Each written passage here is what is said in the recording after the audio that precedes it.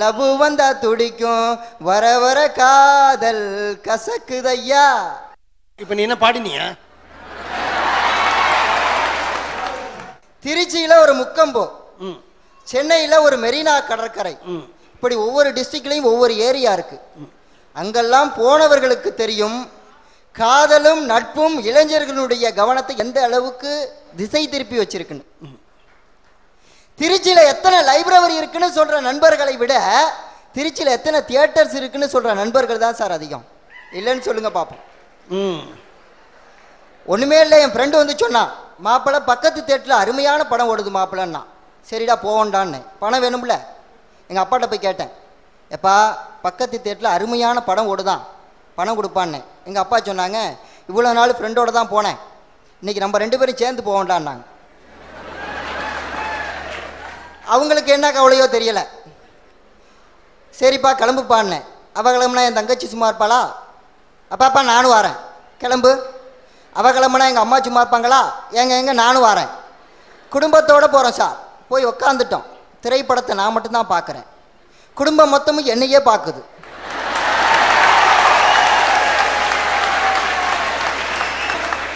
எல்லாம் பாசமாக பார்க்குதுன்னு நினைக்கிறீங்களா? எல்லாரும் மோசமாக பார்க்குறாங்க. சரின்னு இன்டர்வியூவோட கிளம்பி வந்துட்டோம். வெளியில் வந்து எங்கள் அப்பாட்ட ஒரே ஒரு வார்த்தை தான் சொன்னேன், எப்பா பக்கத்து தேட்டரில் அருமையான படம் ஓடுது, அப்பாவுக்கும் பிள்ளைக்கும் நல்ல அண்டர்ஸ்டாண்டிங் காமிக்கிறாங்கன்னு. எங்கள் அப்பா ஒரே ஒரு வார்த்தை தான் சொன்னாங்க, செருப்பு புதுசுரா அப்படின்னாங்க.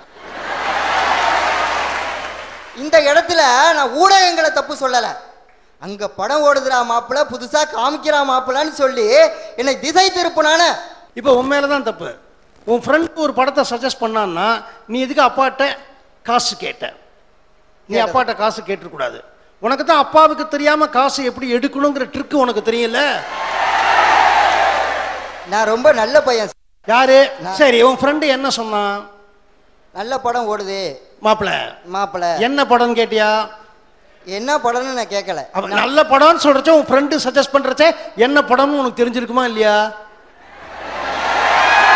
நல்ல படம் அப்படின்னு சொன்னா நண்பன் சொன்னா நண்பேண்டா, நண்பேண்டான்னு அவன் சொல்றதை எடுத்துக்குவானா? ஓகே, நீ நல்ல படம் நினைச்சுதான் போன. நல்ல படம். அந்த படம் நல்ல படம் இல்ல.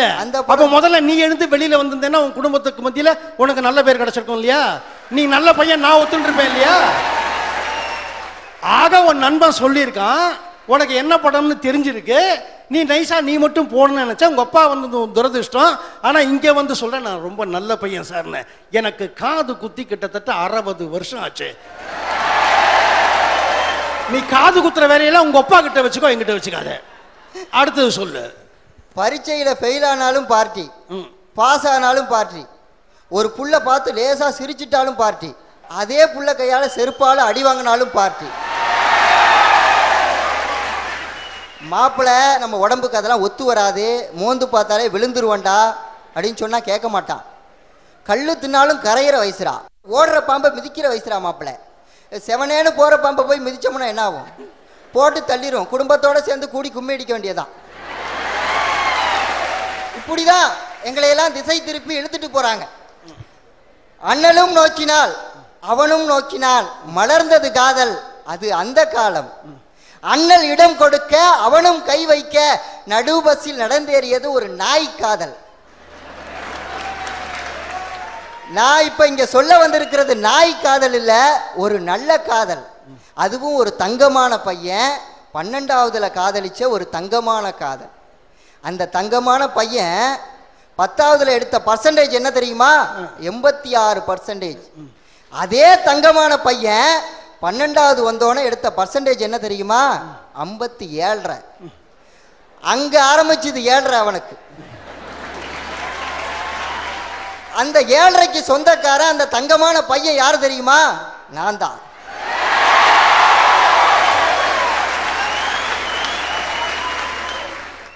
ஒரு புள்ள பார்த்து சிரிச்சிட்டான்னு வச்சுங்களேன், நம்ம சிரிப்பா சிரிச்சு சீரழிஞ்சு போறோம்னு அர்த்தம்.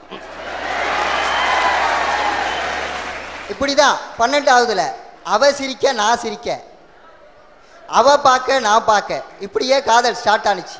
கண்ணாலேயே காதல் போனுச்சுன்னா வேற எவனாச்சும் கண்ணை காமிச்சிருவான்ட்டு அந்த பிள்ளைகிட்ட போய் தைரியமா பேசினேன். நீங்க ரொம்ப அழகா இருக்கீங்க, உங்களை லவ் பண்ணிடுவோமோன்னு பயமா இருக்குன்னு. அது உடனே சொன்னிச்சு, இதெல்லாம் நான் மாதவன் படத்திலே பார்த்துட்டேன், நீ ஏதாச்சும் புதுசா யோசினுச்சு. புதுசா யோசிக்கிறதுக்கு இது என்ன ப்ராஜெக்ட் ஒர்க்கான்னு கேட்குறேன். எனக்கு என்ன பிஹெச்டி பட்டமா தரப்போற? பிடிச்சிருக்குன்னா பிடிச்சிருக்குன்னு சொல்லணும், பிடிக்கலனா பிடிக்கலன்னு சொல்லணும். சரி சொல்லிட்டாலே புதுசா யோசிப்போன்ட்டு நானும் போய் புதுசா யோசிக்கலான்ட்டு போனேன். மூளை இருந்தால் தானே யோசிக்க முடியும், நம்மகிட்ட தான் அது கிடையாது. அந்த புள்ளைகிட்டே போய் சொன்னேன், இப்போ நான் லவ் மூடில் இருக்கேன், அதனால் என்ன புதுசாலாம் என்னால் யோசிக்க முடியாது, அதனால் என்ன பண்ணுறேன், இப்போ நீ லவ் லெட்டரை வாங்கிக்க, அப்புறமா நம்ம 2 பேரும் ஃபேமிலி ஆகிடுவோம். அப்புறமா 2 பேரும் சேர்ந்து புதுசாக யோசிப்போன்னே. முடியாதுன்னு இருந்துச்சு. பார்த்தேன், 1 மாதம் பார்த்தேன், 2 மாதம் பார்த்தேன், அப்புறமா தான் நான் ரவுடியாக மாறினேன். மீசையை முறுக்கி விட்டுக்கிட்டு, மவளே லெட்டரை வாங்கிக்கிறியா இல்லையா, இல்லைன்னா குடும்பத்தோட க்ளோஸ் பண்ணிடுவேன்னு. அது அப்படியே மேலையும் கீழையும் பார்த்துட்டு க்ளோஸ் பண்ணுற மூஞ்ச பாரு,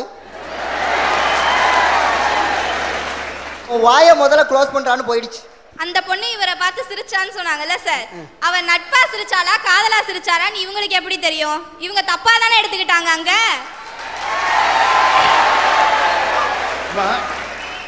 உலகத்திலேயே மிகப்பெரிய பிஹெச்டி டிகிரி பண்ணவனுக்கு கூட ஒரு பொண்ணு சிரிக்கும் போது இவன் நட்பா சிரிக்கிறாளா,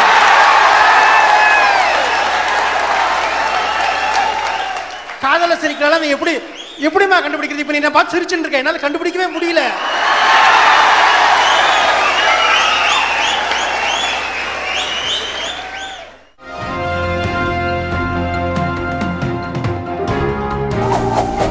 அந்த பொண்ணு இவரை பார்த்து சிரிச்சான்னு சொன்னாங்கல்ல சார், அவன் நட்பா சிரிச்சாலா காதலா சிரிச்சாலான்னு இவங்களுக்கு எப்படி தெரியும்? இவங்க தப்பா தானே எடுத்துக்கிட்டாங்க. அங்க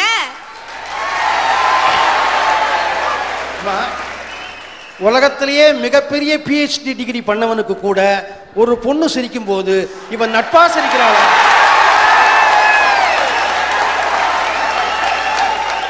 காதல சிரிக்கிறாளா, நீ எப்படிமா கண்டுபிடிக்கிறது? இப்ப நீ நான் பார்த்து சிரிச்சுட்டு இருக்க, என்னால கண்டுபிடிக்கவே முடியல.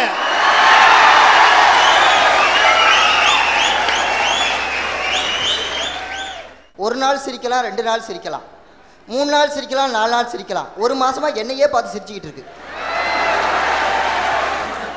பாவம், அந்த பிள்ளைக்கு நீங்க காமெடி பீஸா தெரிஞ்சிருப்பீங்க. காமெடி பீஸா தெரியல, நான் ஒரு ஹீரோவா தெரிஞ்சிருப்போமோன்னு நினைச்சுக்கிட்டு தான் போய் பேசினேன் அந்த பிள்ளைகிட்ட. அது உங்க தப்புங்க, அவ என்ன பண்ணுவா?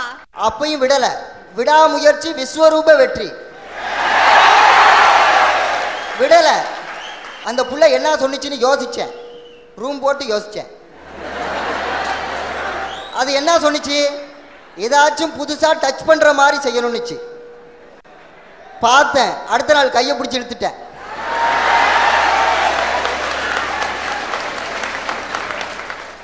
இந்த டச் போதுமா, இன்னும் கொஞ்சம் வேணுமான்னு விட்டா ஒரு அரை வாங்கி 2 மாசத்துல முலாண்டு பரீட்சை வந்தது, ஆனுவல் எக்ஸாம். உண்மையிலேயே சொல்றேன், நான் ஒழுங்காக படிச்சிருந்தேன்னு வச்சுங்களேன், 12ஆவதுல கவுன்சிலிங்கில் MBA வாங்கியிருப்பேன், MAM காலேஜில். இப்போ நான் வந்து மேனேஜ்மெண்ட் கோட்டாவில் MBA படிச்சுக்கிட்டு இருக்கேன். இங்கே வந்து தான் பட்டாம்பூச்சி பறக்கலை, பல்ப் எரியலை. காரணம் என்ன தெரியுமா? பிரின்சிபால் தான்.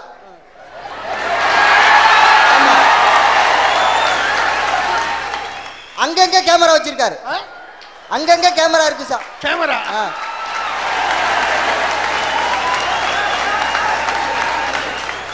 பாத்ரூமை தவிர எல்லா இடத்துலையும் கேமரா இருக்கு.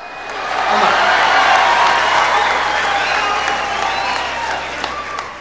அப்புறம் இன்னொரு விஷயம் என்னன்னா, கேண்டீனுக்கு போறது கிடையாது. கேண்டீன் போனா தானே பிரச்சனை ஆரம்பிக்குது. கேண்டீனே போறது, வீட்ல இருந்து சாப்பாடு எடுத்துட்டு வந்துடுறது. இந்தியாவுனா எல்லாருக்கும் என்ன முதல்ல ஞாபகம் வரும்? நேஷனல் ஃபிளாகா எனக்கு தெரியல, சொல்லு. Taj Mahal.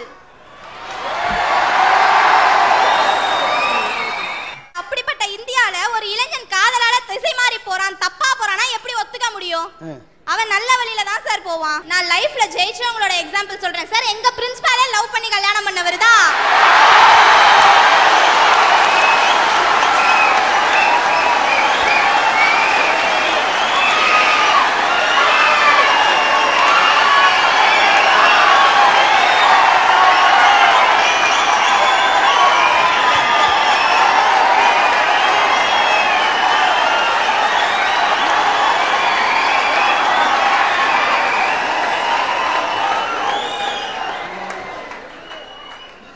Selection committee mister Ramesh and mister Bharathi, நீங்க இந்த தலைப்பு கொடுக்கறதுக்கு முன்னாடி நம்ம பிரின்சிபலோட பயோடேட்டாவை நீங்க வாங்கியிருக்கணும்யா. அனாவசியமா அது ஒரு நிமிஷம் நீ சொன்ன உடனே நானும் திரும்பி பார்த்தேன் அந்த பிரின்சிபலுடைய ஒய்ஃப் அவங்கள திரும்பி பார்த்து எப்போன்னு கேட்டாங்க. எப்போ? அப்போவா இல்லைங்கிறாங்க அவங்க. அந்த மாதிரி ஏதோ ஒரு ஆக்ஷன் எனக்கு ஒன்றும் புரியலப்பா. நீ அனாவசியமா பிரச்சனை இங்கே முடிச்சுக்குமா, ஏமா மேடையை தாண்டி கீழே இருக்கிற? லைஃப்ல ஜெயிக்கணும்னா அவன் லவ் பண்ணணும் சார்.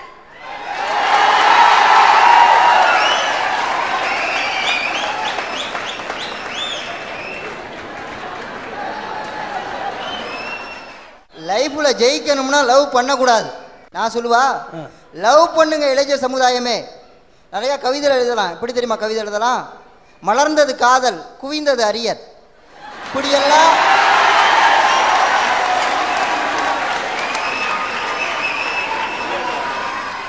லவ் பண்ணுங்க இளைஞர் சமுதாயமே. மொபைலுக்கு ரீசார்ஜ் பண்ணியே அழிஞ்சு போகலாம். லவ் பண்ணுங்க இளைஞர் சமுதாயமே. இது மாதிரி வளன்னு இருக்கிற மூஞ்சில எல்லாம் கருன்னு தாடி முளைக்கும். இது ஒண்ணு மட்டும்தான் லவ்னால கிடைக்கிறது, வேற எதுவுமே கிடைக்காது. உண்மையிலேயே சொல்றேன், என்னோட அனுபவத்துல சொல்றேன். காதல்ங்கிறது போதை மாதிரி. முதலில் குடிக்க இன்பமாயிருக்கும், பிறகுதான் அவனை தள்ளாட வைக்கும், பிறகுதான் அவனை வாந்தி எடுக்க வைக்கும், அப்புறமா கொண்டு போய் ரோட்ல நாய் மாதிரி படுக்க போட்டுரும். எனக்கு இவன் வயசுல ஒரு பொண்ணு பையன் இருக்காங்க. இப்போ இவன் சொன்னபடி காதல்ல அனுபவப்பட்டு இது கசப்பு, இது ஒரு போதை மாதிரி, இனிமே இது காதலிக்க கூடாதுன்ற பக்குவத்துக்கு இப்போ வந்திருக்கான். இப்படி ஒவ்வொரு பையனும் பொண்ணும் அடிபட்டு தான் திருந்துவேன்னா, இவன் திருந்துற வயசுல இவனோட எல்லா படிப்பு, இவனுடைய அந்த வயசுல செய்ய வேண்டிய அத்தனையும் விட்டுருவான். அதெல்லாம் பட்டு இவன் திருந்துறதுக்கு முன்னாடி நம்மளே இது ஜாக்கிரத, அங்க போகாத அப்படிங்கிற சொல்ற கடமையில நாங்க இருக்கோம். இன்னைக்கு இருக்கிற பையங்களுக்கு காதல்னா என்ன, நட்புனா என்ன, இது ரெண்டுக்கும் என்ன வித்தியாசம் இது தெரியவே இல்லை. எது வரைக்கும் பழகினா நட்பு, எதுக்கு அப்புறமா அது காதல், இதுக்கு டெஃபனிஷனே இன்னைக்கு ஒருத்தருக்கும் தெரியாது. அதாவது காதல்ங்கிறது ஒரு உணர்வு பூர்வமான விஷயம். இவனுங்கெல்லாம் என்ன சொல்றதுன்னா, ஆரம்பத்தில் நாங்கள் ஃப்ரெண்ட்ஸாக தான் பழகினோம், அது எப்போ லவ்வா மாறுச்சுன்னே தெரியல. ஒரு 3 வயசு குழந்தை எனக்கு உச்சா எப்போ வருதுன்னே தெரியலன்னா ஒத்துக்கலாம். 17 வயசு பையன் சொன்னா அவனுக்கு ட்ரீட்மெண்ட் எடுக்கணும். இது மாதிரி வீட்டில் டார்ச்சர் பண்றதுனால தான் சார் இன்னொரு பொண்ணு அன்பு காட்டனே அலையிறோம். லட்சக்கணக்கில் செலவு பண்ணி படிக்கணும், ஒரு காதலிக்க முடியலன்னா வருத்தமான விஷயம் இல்லையா?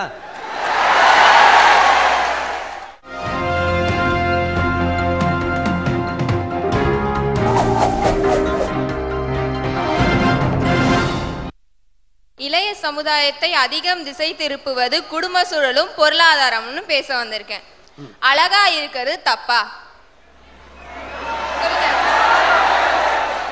அழகா இருக்கிறது தப்பா? தப்பே இல்ல.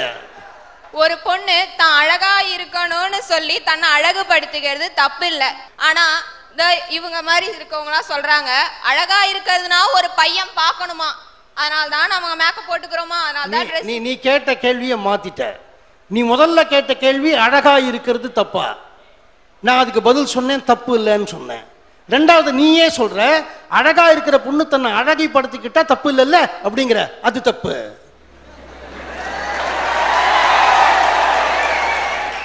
அழகா இருக்கிற பொண்ணு மேல யாருக்கும் சந்தேகம் வராது. அழகா இருக்கிற பொண்ணு அழகுபடுத்திக்கிட்டால் தான் இவையே தன்னை அழகுபடுத்திக்கிறா என்ற சந்தேகம் பெரியவர்களுக்கு வரும். அது ஏன் வருது?